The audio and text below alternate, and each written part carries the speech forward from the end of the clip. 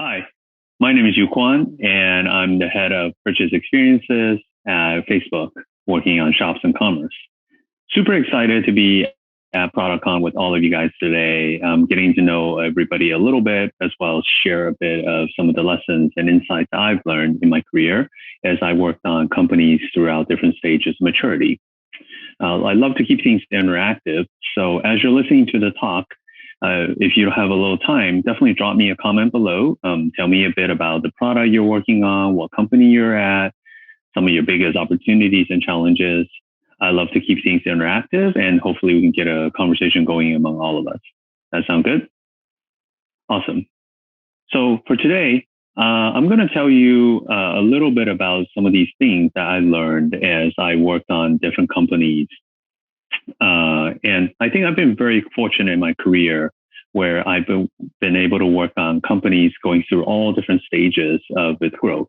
From the very early stages of co-founding a company, building a team, raising funding, getting product market fit with my own company, to several growth stage companies like Sam Plus and Code Academy, where we were really able to 2x, 4x our users and revenue and so forth, taking it to the next level. And then, of course, at larger scaled companies like Google, Microsoft, and now Facebook, working on products that affected billions of people. And what I found is that while the fundamentals never change about being a product manager throughout these different stages, there are different lenses and different emphasis that you might want to put on some of these different things, some of these nuanced aspects that can help you succeed a little bit more. And this is what I want to talk a little bit about. So roughly speaking, I'm going to bucket the stages into three buckets.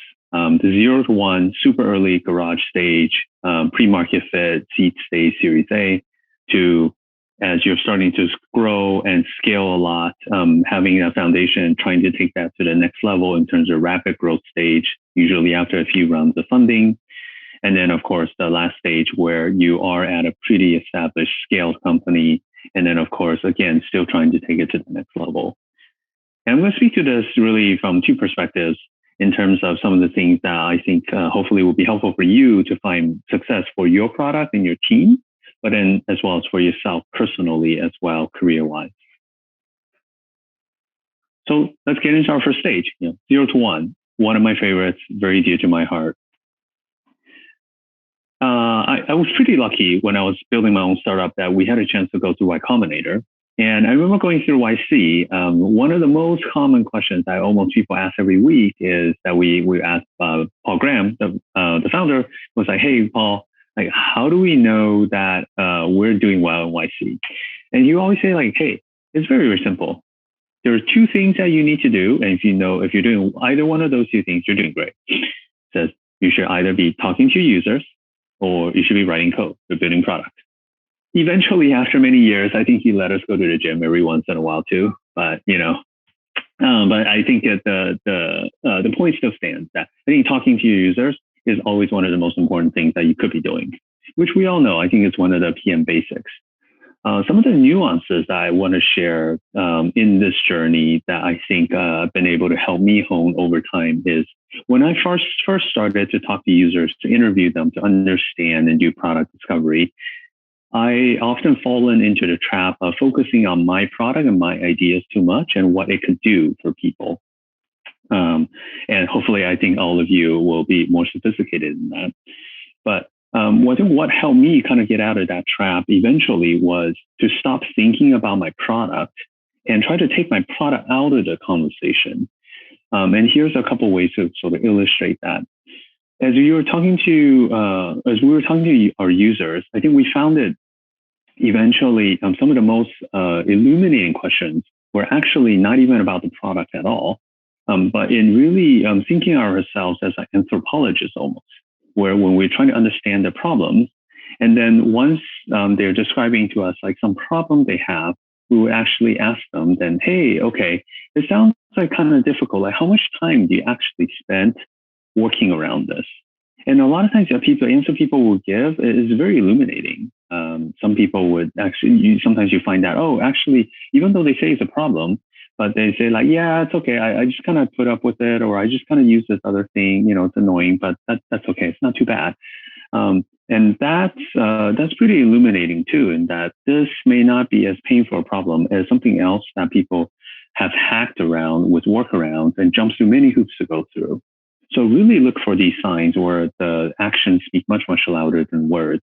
When people say they really want something, or something is really a hair problem, that sounds great, but let's see, what do you actually do when you encounter this problem?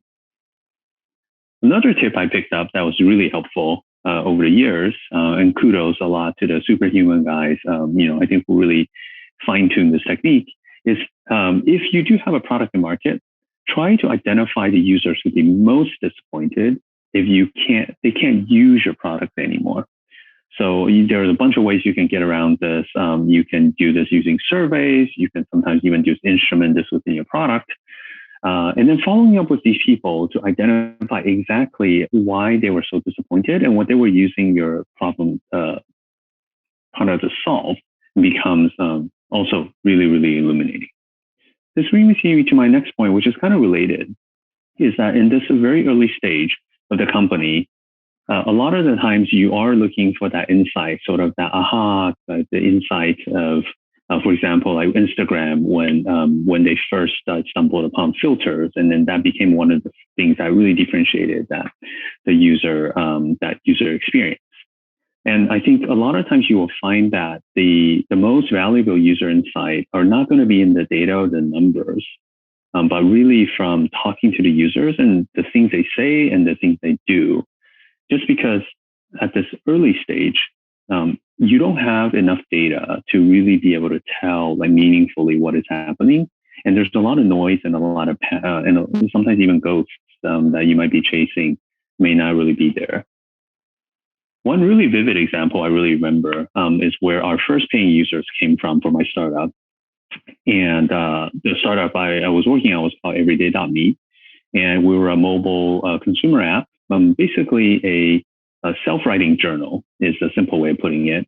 It was an intelligent journal, kind of silently runs in the background, captures all the highlights of your life, about your family, your friends, photos, all of these things, and turn that into a really nice story. And initially, we thought our user base was going to be around whether a little bit around like fitness tracking, people who were really into productivity, like sort of the life hacker folks. Turns out one of our top users was Sam, who was a Midwest, a mom of two from the Midwest. And we reached out and talked to Sam. It's like, hey, Sam, like, what are you using our app for? A little surprised. And she's like, oh, I'm really into knitting and crocheting. And it turns out that in knitting and crocheting, it is really important to just collect a lot of patterns and ideas. And what she would literally do is just use our app to take pictures of all of these things. Then every month, she would drive down to the local print shop and actually print all of these photos out. Part of the reason was this was also more than 10 years ago. So tech was a little different back then. But then she'll print all these things out and then cut them up and then bring them home, paste it into her scrapbook, and then use these to refer to as she knits, because the physical touch was really important. And then we had our moment like, oh my gosh, that's such a terrible process. And you literally do this every month. What if we just automated it for you? And we just like have the back end talk to the printing press and generate really beautiful books and calendars and even things that you could share with your family. And she's like, oh, wow, I love that. That sounds kind of cool. Like, let's try it out. So she became, long story short, I think she became the first of many, a group of loyal users that was eventually able to help us like build up this business to break even. And so and we would never have stumbled that insight just looking at like Mixpanel or the data. So this is kind of pretty correlated to the previous point in terms of talking to users and looking for these insights. And then related to this then is then what are some of the skill sets and characteristics that you want to pay attention to be successful at a stage, whether for yourself or hiring. And the example I think about a lot is like, what is it like to be a great inventor? Somebody like Thomas Edison. If we look at his life, I think a couple of things that really stood out. First is like, he is really good at noticing problems around the world. I think he had thousands of patterns that he filed for. And he was also really good at passing up on ideas that didn't work. And he moved on from those like really relatively quickly. He had also 1,000 ideas that never worked, but that's okay. He hit enough of the big ones. So these are some of the really important things, is really be able to trim your ideas quickly and move on from failure quickly. Very important at this stage. Okay, now second stage, growth stage. This part, really exciting in a different way. I think this is usually when you have a product, you have a stable user base, sometimes you're even growing, and maybe you're already in the hockey stick growth and going like crazy, or you're trying to inflect this hockey stick growth. And at this point, a common struggle that I face certainly is that I usually have a much smaller team, or we are part of a much smaller team, and there are demands from everywhere. All different kinds of users. Your customer service reps are saying, this part is on fire. If we don't fix it, it's going to be terrible. And your marketing and sales rep are saying, like, if we don't build this, there's no way people will know about our product. And there's always other people wanting other things. So what do you focus on?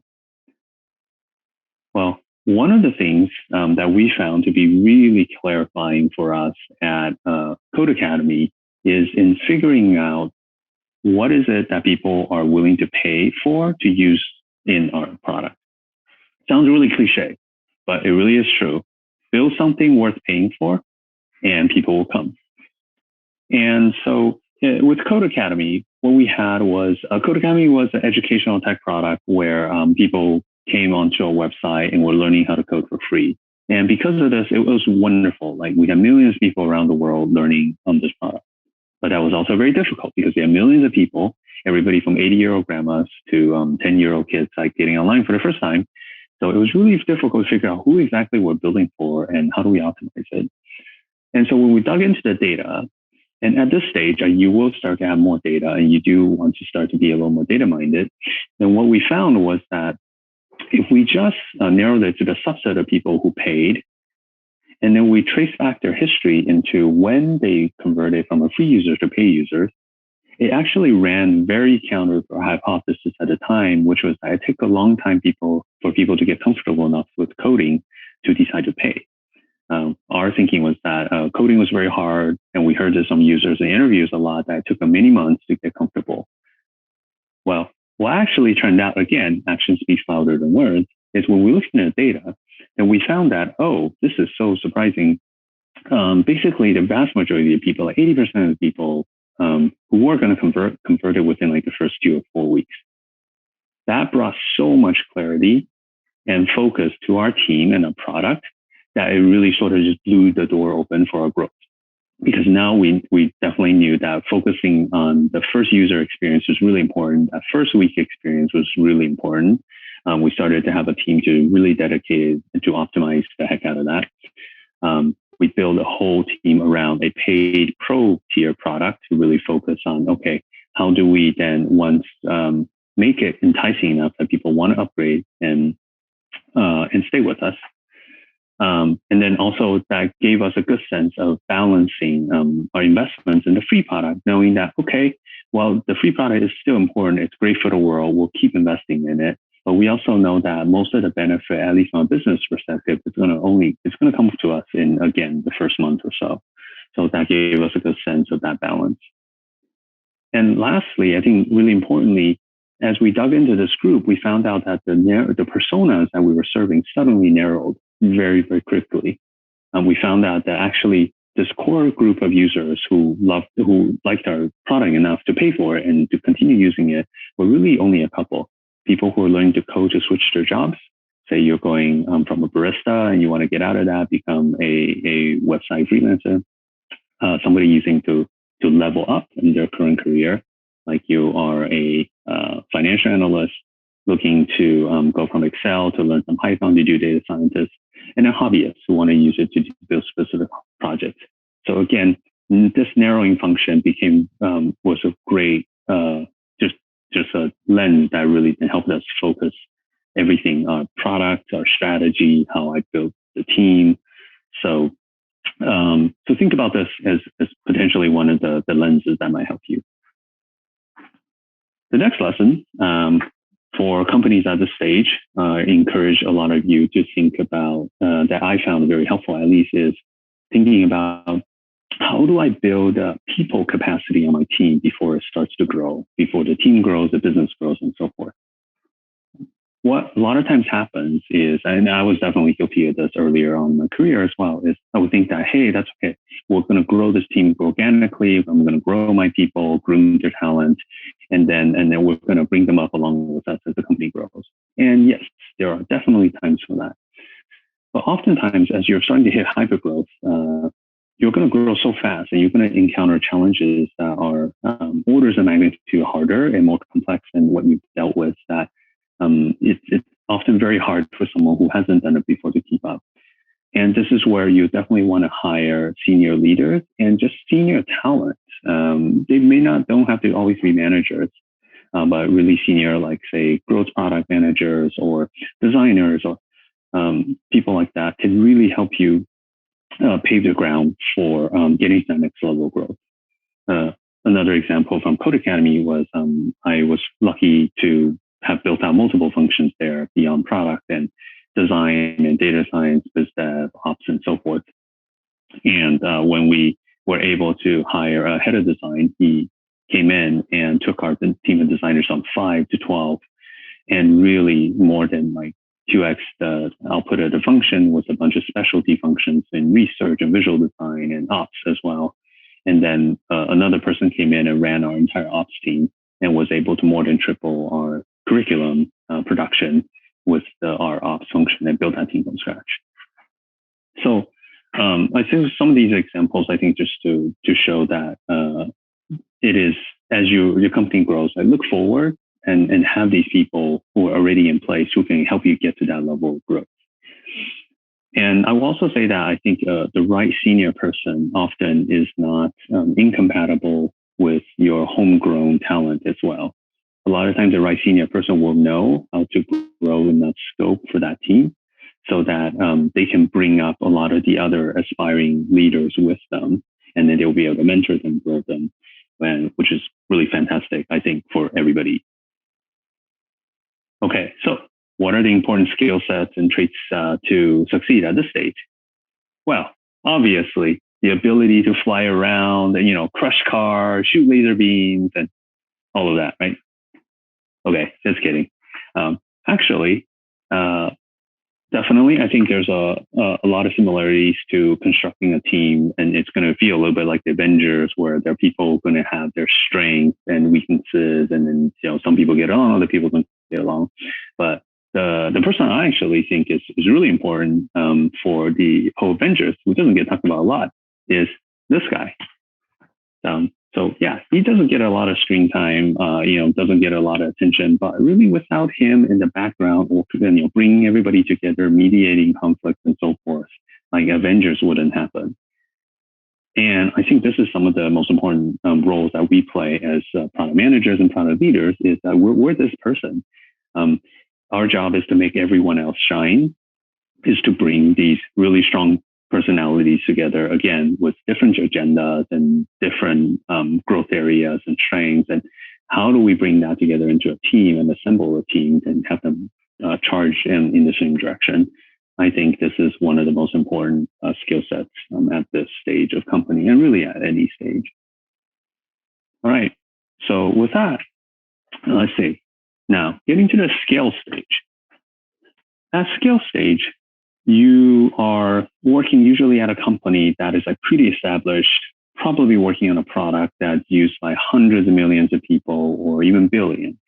And really exciting because the changes you make and your team makes can literally make material changes in people's lives around the world.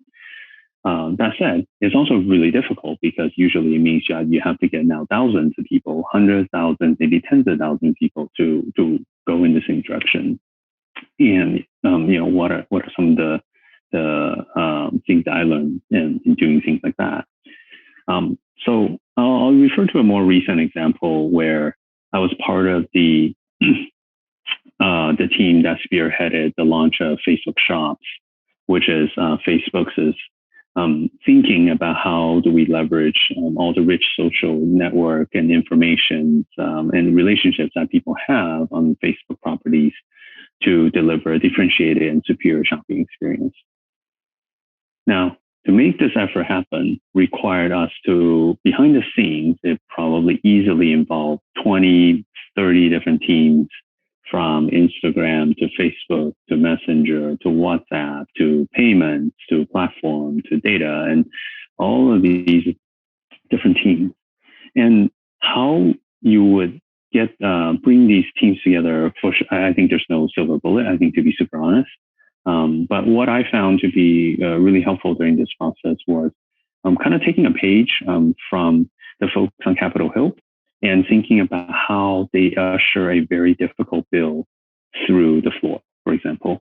A lot of times it is about building that coalition, about working with partners that you may not be used to, about understanding really their agenda and what it is that they care about and how do you work that into yours. It's about identifying stakeholders that don't sit in your org, but may sit multiple orgs away. For example, in shops and commerce, some of my most important stakeholders are many levels removed in sales and sales engineering and customer support and business development and partnerships who work with platform partners like Shopify and BigCommerce and WooCommerce and so forth. But without all of these folks, and they have very different objectives that they're trying to achieve, whether it's the sales quota they're trying to hit, number of partnerships they're trying to sign. And then really understanding that and then aligning and crafting both the narrative as well as the product roadmap and strategy that will both serve your customers externally. And now these internal folks, which in a way is also your internal customers, can potentially be a pretty powerful tool to help you usher a giant initiative through in a big company.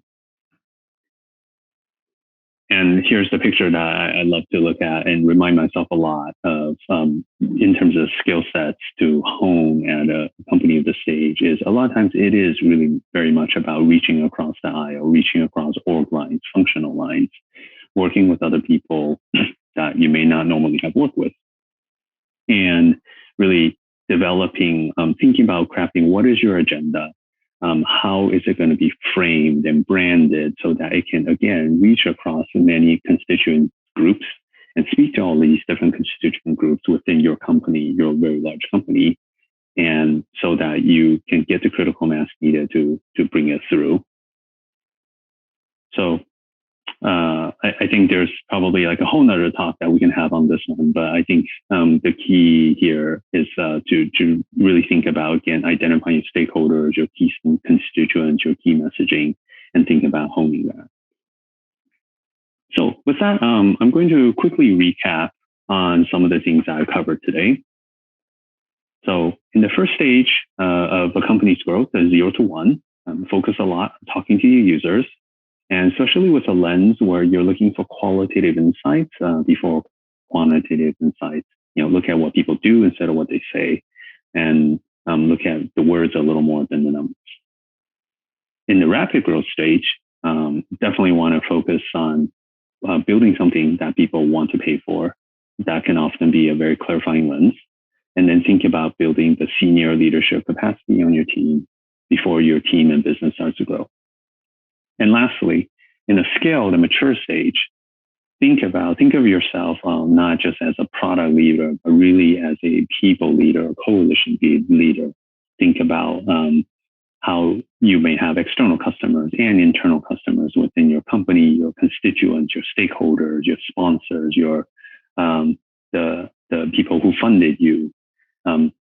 Thinking from that lens can often help you figure out how to navigate organizational dynamics and achieve your objectives and make that next level change. So with all of that, I hope that all of you found something useful, and hopefully that there was something that you were able to take away. It's been really great to be here with all of you. And also really want to thank ProductCon for putting on such an awesome event where we have a chance to connect and just share things that we've learned. I love to learn from you all as well. So I hope you stick around a little bit for the Q&A. And then I definitely hope that you'll enjoy the rest of the event, and good luck on you in building success for your team and your product. Take care.